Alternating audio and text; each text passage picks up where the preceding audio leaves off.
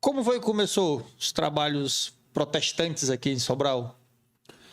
Lucas, o livro foi a ideia que eu também sou um colecionador de livros de Sobral. E eu vi, Lucas, Raul e pessoal de casa, que existia uma história que estava acontecendo na cidade, mas não era falada, era silenciada, que era a história dos protestantes, né? Tinha história de todo tipo, a cultura sobralense, a arquitetura sobralense, né? A Igreja Católica de Sobral, o Guarani de Sobral, né? E não tinha nada falando sobre a história do protestantismo em Sobral. Eu vi, poxa, essa história também está acontecendo na cidade, mesmo na marginalidade ou no esquecimento, mas ela está acontecendo. Isso foi em 2012.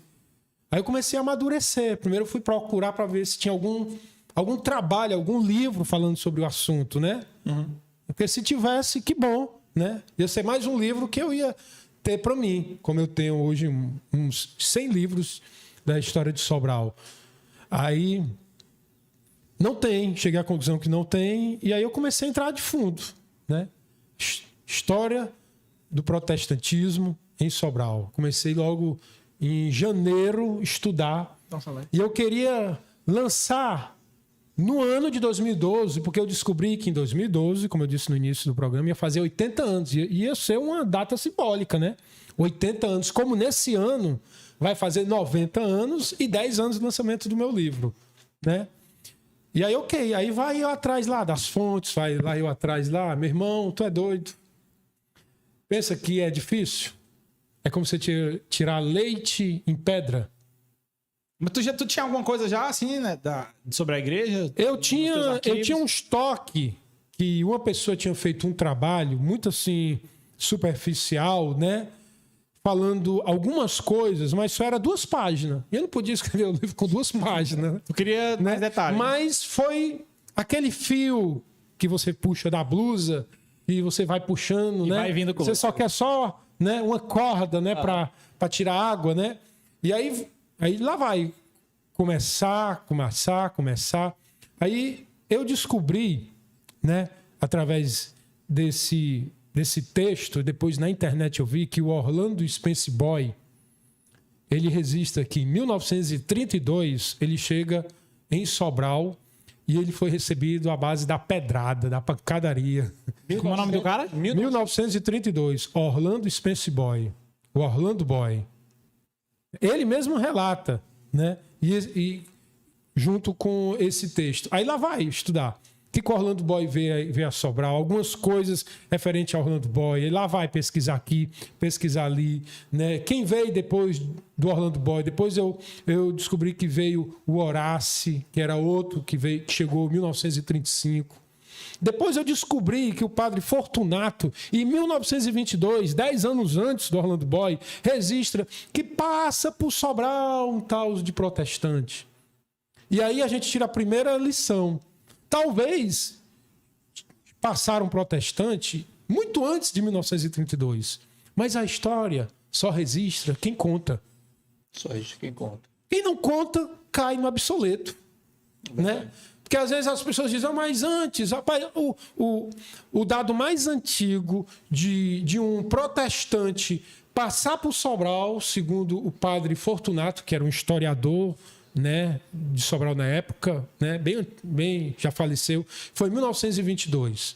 Só que tudo em referente ao protestantismo em Sobral, dessa época, de 1932 até 1960, era uma coisa muito preconceituosa. Era pedrada, que era pancadaria em cima dos protestantes. Era MMA em cima dos protestantes. Era pancada indo e voltando. Pedrada mesmo nos missionários, na família dos missionários, nos cultos. Só para você ter ideia, Dom José do Pinambá da Frota, no início da década de 50, quem registra isso é o escritor Paulo Lustosa da Costa, né? Ele se orgulhava porque em toda a sua área da diocese não havia nenhum templo protestante. Nenhum templo protestante. Na década de 50. No início da década de 50. Só que, anos depois, uma missão americana comprei um terreno ali, próximo ao quartel, que hoje é a primeira igreja batista de Sobral, que foi a primeira igreja, primeiro prédio institucionalmente de Sobral. A primeira igreja batista.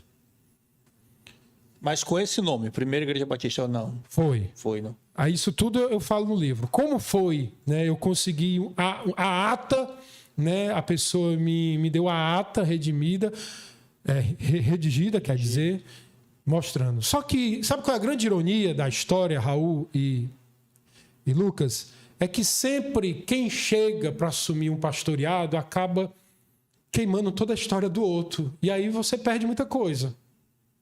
Tá entendendo? Aí você perde muita informação. Queimando no sentido desfazendo, apagando. Você tá entendendo? Você escreveu muita coisa à caneta, o outro vem com a borracha e apaga. Que é o ciúme, né? Ciúme. Eu me lembro, na época, em 2012, lá no meio do ano de 2012, já estava finalizando, eu fui ali na primeira igreja batista, do pastor Evandro, se eu não me engano. Gente boa, gostava de mim. Pegou um carinho por mim. E eu disse assim, pastor, você pode me dar aqui um histórico? Porque nada melhor do que o pastor para dar o histórico, né? Você procurou, assim, na época, alguns... Pastor, Ari, você vinha da próxima semana que eu vou lhe dar o histórico. Eu ia a próxima semana, vinha na outra. Vinha na outra. Aí ele vai me ver, já ria. Nós estamos terminando. Ixi, vai mandar muita coisa. Ele mandou uma página, uma folha, frente e verso. Aí eu não acredito que uma igreja assim, com tanta história, é só frente e verso, né? Mas aí eu fui aceitando aquilo que eles foram me dando, né? Claro que fui atrás de testemunhos oculares. Teve uma testemunha que a pessoa me indicou, mas a pessoa estava com mal de Alzheimer, aí não dá para confiar, né? Corri logo para o pastor Leme Silva. Na época foi que me aproximei muito do pastor Leme Silva. Gravei, hoje eu tenho uma entrevista do pastor Leme Silva gravada, entrevista de quase 40, 50 minutos, quando ele fala de viva voz a história da denominação, né, da Assembleia de Deus, mas também puxei coisas antes dele, que acabei descobrindo. Ele foi quem? Ele chegou, se eu não me engano, não, já tinha passado já alguns pastores. O próprio Orlando Boy, eu consegui uma foto da década de 40, uma foto mesmo, está até no meu livro, nessa nova, né, que ó, atualizado e acrescentado, né, o livro, né? Consegui uma foto do Mensageiro da Paz. 1940, o Orlando Boy em frente de uma casa que ele chama de Congregação da Assembleia de Deus, né? Com alguns irmãos. Então... Só que não era uma coisa ainda institucionalmente organizada. Ainda era uma congregação ligada a alguma igreja, né? Uhum. Quando eu falo da primeira igreja batista como sendo a primeira igreja de Sobral, eu falo na questão de instituição, né? De coisa organizada que você pode apontar e mostrar ali. Está ali o exemplo, né? É o registro que está, né? Mas depois do Orlando Boy, ele ficou pouco tempo, aí ele foi embora para Camusim, o Orlando Boy. Aí veio o pastor José Freire também tentar o trabalho aqui. Eu digo isso porque existe também no Mensageiro da Paz uma conversa, né? Tipo... parte da coluna, ele conversando com outro pastor chamado pastor Manuel, o sobrenome dele não me lembro, ele falando, olha, Sobral é um Ceará muito difícil. A gente consegue estruturar em todo canto, mas Sobral a gente não tem. E Itapajé, bem pertinho de Sobral, a Assembleia de Deus estava crescendo. Camusim também. O pastor Leme Silva chega, se eu não me engano, em 1963, ele chega e ele mesmo fala com o grande desafio de fazer com que a Assembleia de Deus se tornasse uma igreja e pelo menos construir um templo. A irmã Ila, na gravação, né, da entrevista que eu tenho com ela, ela disse que todo mundo dizia, olha, já passou os melhores, né, que é o Orlando Boy. O Orlando Boy hoje, viu, Raul, no mundo, né, até na teologia assembleiana e alguns seminários, ele é o cara. Aquele livro Heróis da Fé, best-seller, é do Orlando Boy. Enciclopédia Bíblica é do Orlando Boy. Entendendo? Eu acho que o Orlando Boy, né, merecia, no mínimo, uma praça em homenagem a ele, um busto ou o nome de uma rua. Né? Aí o pastor Leme Silva chega e estrutura a Assembleia de Deus. né? Onde ele passa mais de 50 anos. Então como pastor. ele tem uma importância mesmo. Tem porque ele deu corpo à igreja. O sonho dele, segundo a irmã Ila, era construir um templo próprio. Ele construiu quase mais de 10. Mais de 10. Pastor Lima Silva. Mais de 10. E começou com uma assembleia, tinha algum nome na época? Era a Assembleia de Deus mesmo. Só tinha Batista e Assembleia de Deus. Então, segundo os relatos, o início do protestantismo em Sobral foi difícil. Foi. As pessoas não aceitavam essa... Eu considero, até que alguém me prove um registro mais antigo, né? Porque em 1922 diz que protestantes passaram. Mas eu considero assim, tipo, a abertura de um trabalho de evangelização em 1932, quando o próprio Orlando Boy documenta isso dizendo, e eu falo, e está lá no livro lá, né? Ele dizendo, né, que ele se hospedou no centro de Sobral e começou... Tem fotos disso daí, dessas primeiras igrejas e tudo, alguma coisa? Não, tem das igrejas atuais, né? Mas essas daí, até porque eu acho que não tinha nem máquina fotográfica como registrar, na época de 30 e 40 em Sobral. Ele fala que a recepção dele foi muito pesada. Sobral era uma terra assim, de católicos, então. Sobral era quase uma fortaleza de uma cultura, de uma religiosidade católica muito forte. Dom José, ó, no início da década de 50, Paulo Lustosa, tinha moral. Ainda tem. Logo, o nome dele é forte. Logo ele foi muito inteligente. Ele viu que uma igreja forte, né, e relevante a uma cidade não é uma igreja que apenas constrói templo. É uma igreja que faz mais do que isso. Eu não sei se é Calvino que diz, no dia que a sua igreja comprar um terreno, e eu tenho isso no meu coração, compre um terreno que dê para você construir 3 coisas. O templo da igreja, uma escola e um hospital.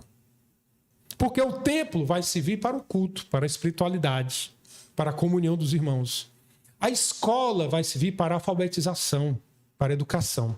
E o hospital vai servir para servir os doentes. Uma igreja que consegue funcionar com essas 3 coisas influencia a cidade. Então, ele teve esse discernimento. No linguajar do mundo é sacada. Ele constrói esses templos bonitos, que hoje é patrimônio histórico, pelo IFAM.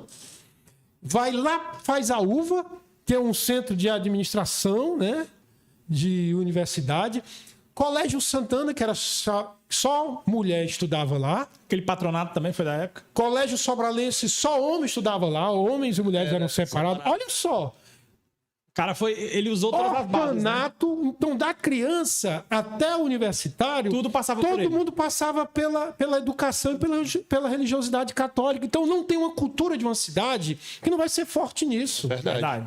E aí, além disso, o que é que ele faz? Santa Casa. E ele vai construindo em lugares... Agora juntamos mesmo.